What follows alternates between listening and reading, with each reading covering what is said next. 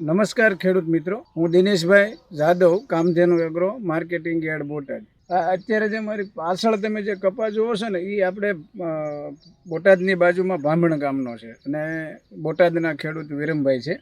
આ એનો કપાસ છે. આ કપાસની અંદર અત્યાર સુધીમાં 4 વાર દવા છાંટી છે અને એ પણ આપણી નોર્મલ જે કહેવામાં આવે છે મોનો 80 પછી મોનોને 1 તારા, અને અત્યારે આપણે એમને ફિપ્રોલિન જે ભૂજલનું ત્રિકાળ આવે છે 2.92 એનો એક છંટકાવ કર્યો છે. એટલે અત્યારે જે હેવી એટેક જે થ્રિપ્ટનો છે એ બાબતમાં આમાં કોઈ એટેક છે નહીં. કપાસ સારો છે. કાયામાં ખાલી ખાતર નાખ્યું છે, હજી સુધીમાં કોઈ પણ ખાતર નાખ્યું નથી, છતાં પણ કપાસ સારો છે.